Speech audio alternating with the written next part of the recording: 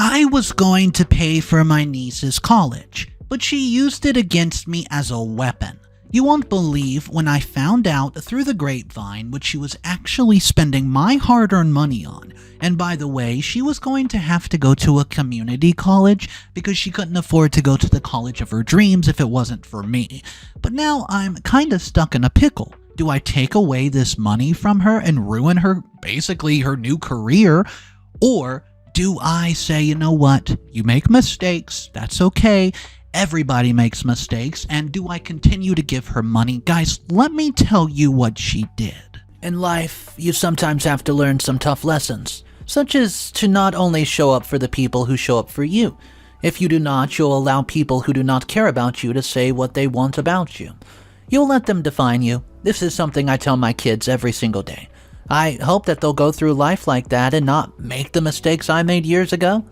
I was thinking about it the other day, and I realized that I needed more people to know that, especially those who have taken an unconventional path in life and have been ridiculed for it. It hurts my heart when these people are so kind to others only to be taken for granted. I know because been there, done that. I have the perfect life. A loving husband, 3 beautiful kids, but once I had none of that. Once I was a 32-year-old career woman who had dedicated her life to learning and advancing. I filled the gap of not having my own family by helping extended family and giving back as much as I could. In addition, I liked helping young women do well in their lives.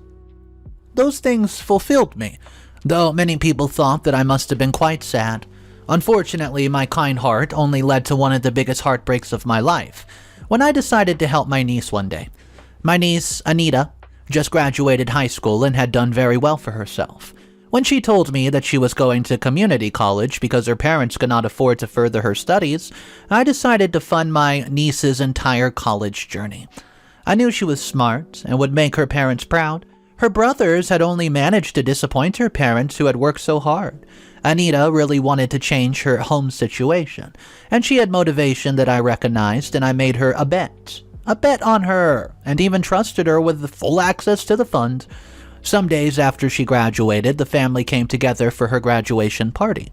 It was a very big day, and we really wanted to celebrate it with her. However, I got the shock of my life that afternoon when a friend of mine called me panicking, saying her daughter had came in late the previous night. She had taken her phone and looked through it, and she found conversations and pictures that showed that she had been out partying with my niece. When she sent me the pictures, I was shocked.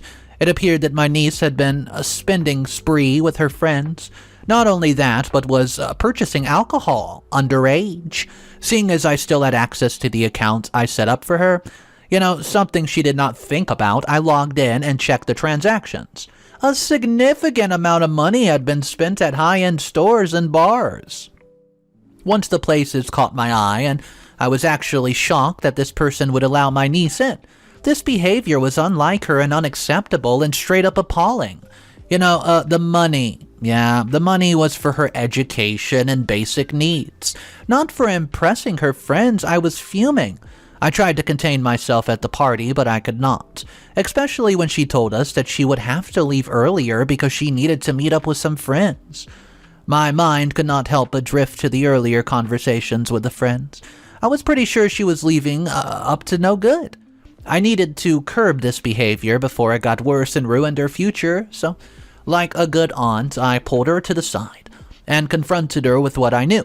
She stood there staring at me dumbly for a very long time, and she said that what she did was stupid, and she would not do it again.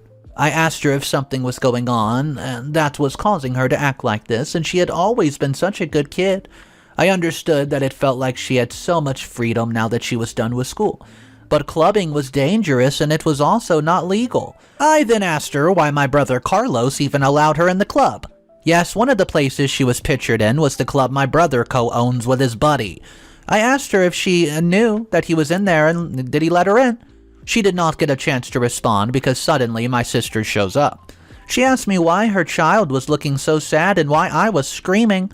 I told her that I was just telling Anita to be more careful with spending her college funds on things she didn't need. I was warning Anita, but I had no intention of telling my sister.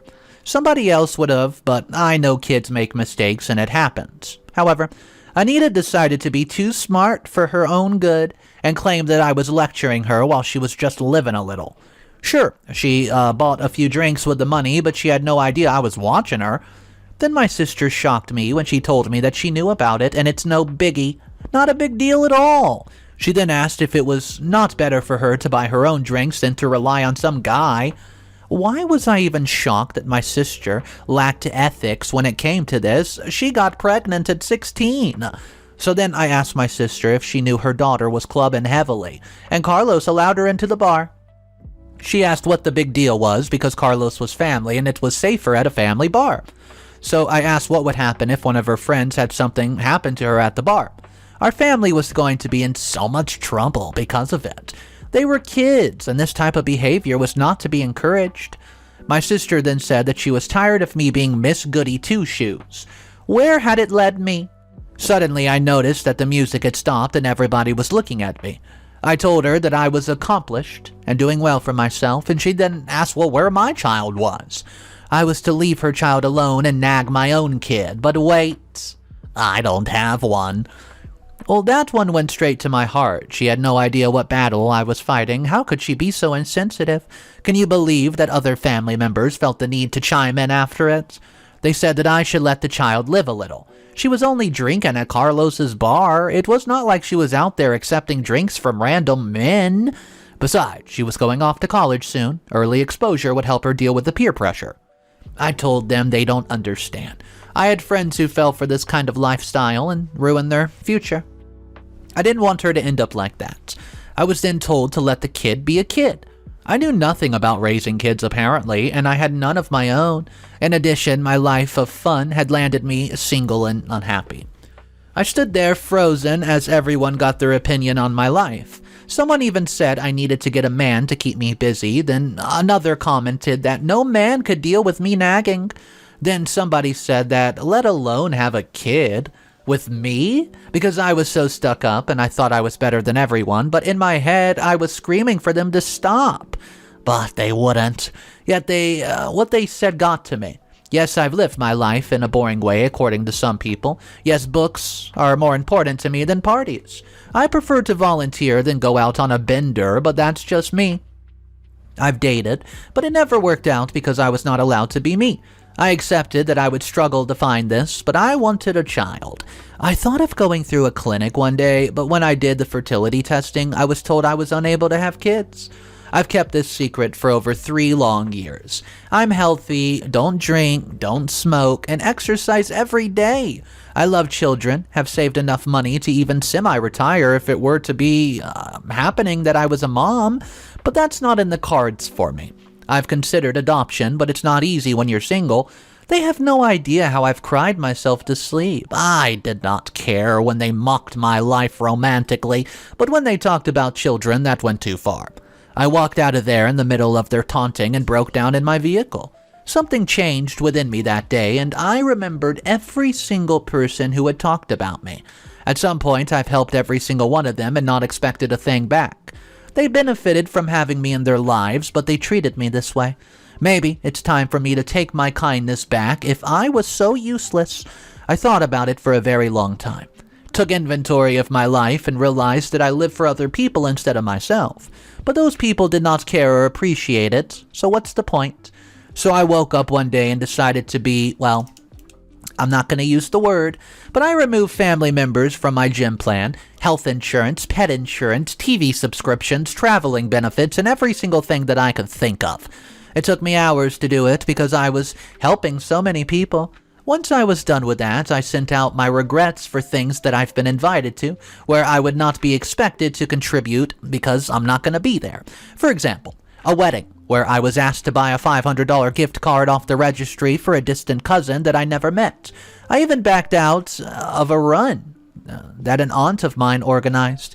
She had been the one to tell me that I was stuck up, which was why I could not even get a man. During all that, I got time to alert some regulatory bodies that Carlos was selling liquor to people who were under the age. Within a couple of days, his club was closed for violating the rules, and he fought to get his liquor license back for several months.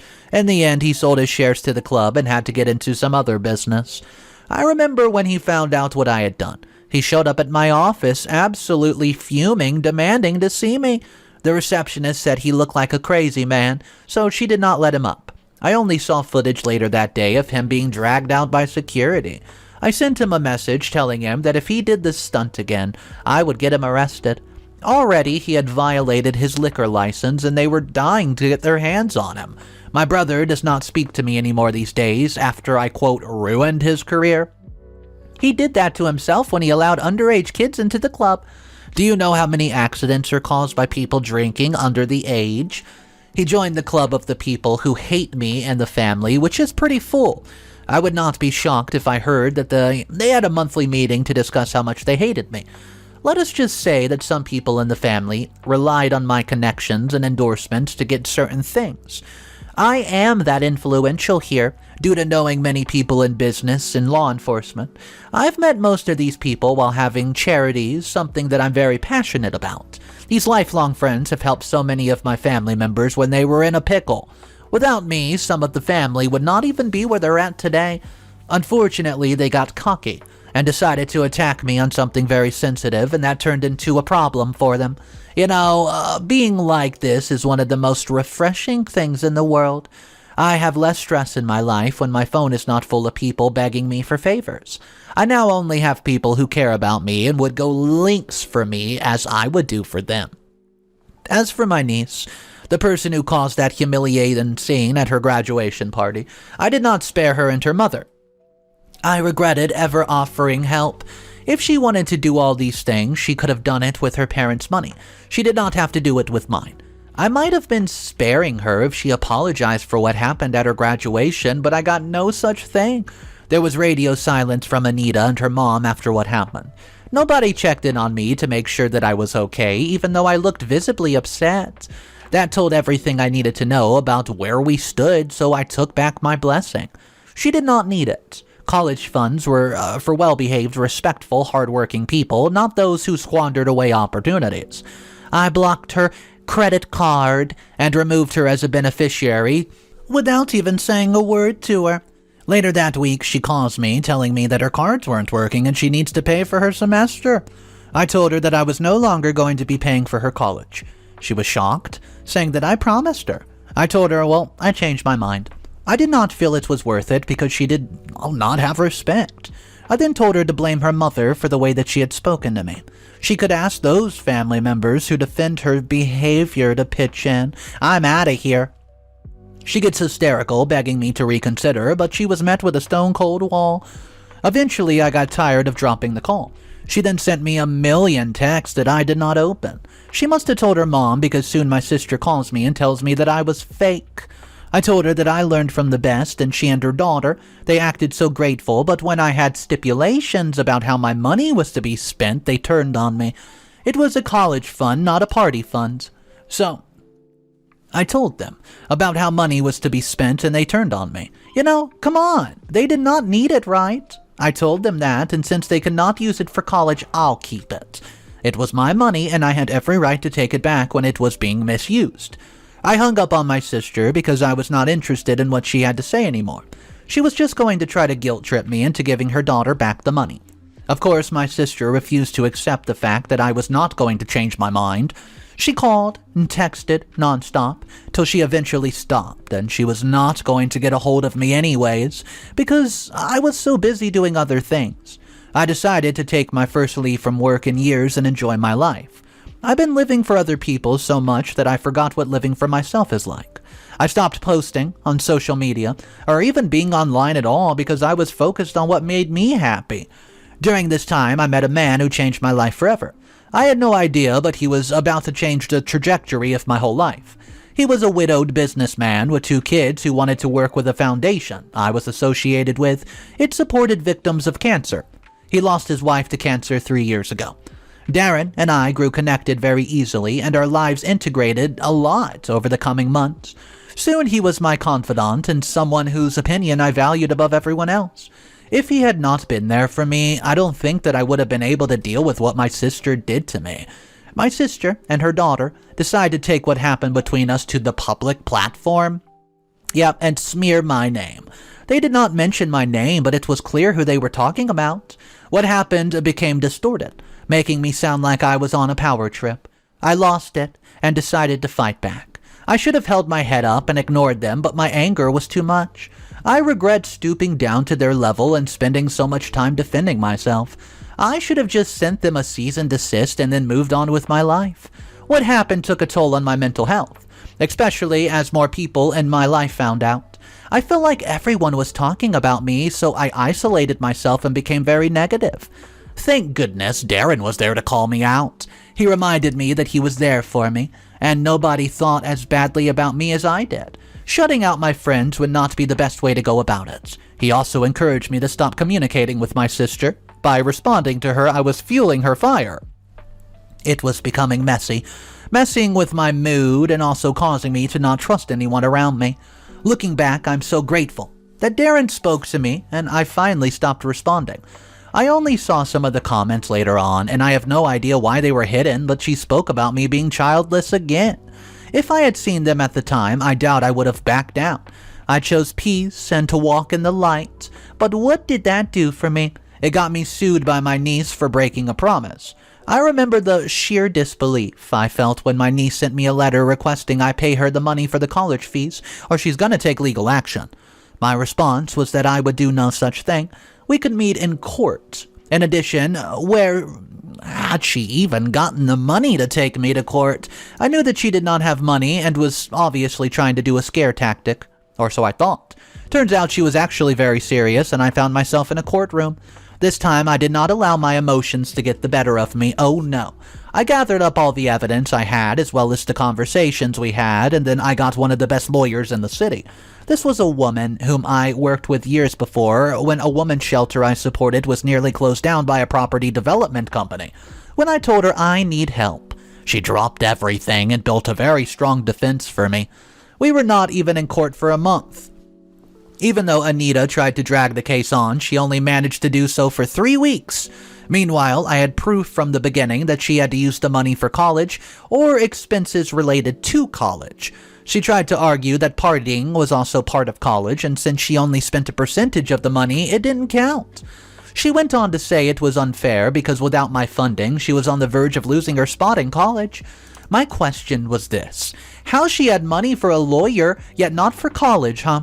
Lawyers were not cheap, unless the case was actually pro bono. Later on, I found out who was paying for her, and I was not shocked. For somebody who had been loved so much before, I had acquired many enemies. Anita was so hell-bent on defeating me that she did not think of what would happen when I exposed the pictures and videos of her acting a fool. She also did not think about the admissions office for the college she was going to would get a hold of the videos and take her spot. And no, I did not send the videos to them. I think they got them through the court, since the whole thing is publicized, you know. In addition, it turns out she made the mistake of mentioning their name on Facebook one time, and somebody told them about the post. This is what I heard, and I'm unsure if it's true or not. Either way, she not only lost the case, but also her position at the college. They could not accept somebody who brought negative publicity to the college like that. It also turns out that some people from the college knew me because of the work I did. I guess this is the benefit of working with so many charities. You meet some key decision makers who can help you one day. As for this case, she had to pay my legal fees and pay me back the money she took. She had about 30 days to pay me back, and her mother had the nerve to come to me and beg me to forgive the debt. She claimed that they would have to sell some things in their house. I asked how could they even afford their own legal fees, but she refused to tell me. It did not take long for me to ask the right person who spilled everything. So, it turns out that my brother, who lost his club after I reported him, wanted to spite me. So he gave my sister money, thinking that the case was going to be easy peasy. Not only that, but he loaned her the money, and it was not charity. Now, only did she not owe me, she also owed him money as well. I think that it's what's made everything so much funnier. The fact that instead of leaving me alone, they had carried on and now they were financially ruined. I was sure that she was ashamed of telling me she teamed up with Carlos only to get bested. Well, now that I knew the truth, the 5% sympathy I had for her evaporated. I told her that she needs to pay me all the money. If she did not, I would make sure that she landed in jail. At the end of the month, she paid me back all the money in full. This was after she sold most of her furniture and one of their cars. So now they have one less car. Anita cannot go to the college of her dreams, and they have nothing to show for it. Meanwhile, I got my money back as well as my dignity. They had embarrassed me too much, and I was done with them. But as you know with these people, they're never over. Turns out that my dear sister cannot pay Carlos all of his money. Instead of communicating with him, she starts dodging and ignoring him. Carlos decides to ask me if my sister paid me back in full or who was I to lie to him. I told him that yes, she paid me back in full and he lost it. Apparently, she only paid him back 30% of the money. She promised him monthly installments but did not uphold her end of the deal. He was fuming and could not believe that she had betrayed him in this way. I really had no time to spend mediating between the two. If they destroyed each other, then good riddance. I had other things to deal with. Darren called me the other day and said that there was somebody asking me she needed my help. Apparently it was a lady who had helped at the foundation. She had just given birth, but her cancer was in remission. Instead of treatment, she chose to carry full term and did not have much time yet. She wanted to know if I would adopt her daughter. She felt I was the best person to raise the baby. She also knew a bit about the difficulties I faced and thought a baby might be what I needed. I cried when she told me that. I've been wanting to have a baby for so long, but I struggled. Of course, I was not ready, and I was already panicking because I had no idea what to do. But Darren, ever my rock, had the perfect solution. Darren suggested that we co-parent since I was already helping him with his daughters. Already there was some chemistry between us, but I never acted on it.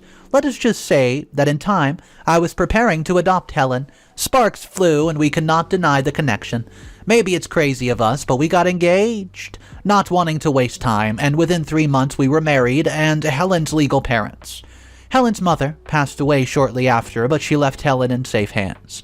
Yes, we were happy, but that did not mean everything was hunky-dory. I made the choice not to invite my family to the wedding. I also declined Carlos's request to walk me down the aisle. I felt it was some sort of trap. Our relationship was strained, and it was too suspicious for him to be making a peace offering. My sister did not ask to come to the wedding, but she had a lot to say about it even though she was not there. But you know what the funny part is? It was when Carlos confronted her online about how she had so much time to yap about other people but not to pay for her debt. And then he got very, creepy friends to strip her house down. They took everything. She and Anita were left pretty much homeless for a while. Meanwhile, Anita did not go to college in the end. She had the chance to go to community college but decided not to. Instead, she got a job at a shop and got entangled in this very toxic nightlife in our small little town. I've heard that she's now dating this other guy who's a very bad influence. He was in jail after his last relationship, so good luck to her. She used to be so bright and could have gotten out, but she blew it. I saw what this town was like when I was younger. There's no hopes of prospects unless you are financially well off. If you're just a regular person, you're going to get stuck having no dreams and wasting away. Or you'll have a good life, but be so horrible to people because you're unhappy with yourself. You must be wondering why I stayed at all. Well, I stayed because I got myself to the other side, the one that no one sees. I will not be ashamed because I earned it. After so much struggle, I have a husband, kids, something they said I never would have. The funny part is that I did not even have to look for anything. It found me at the right time.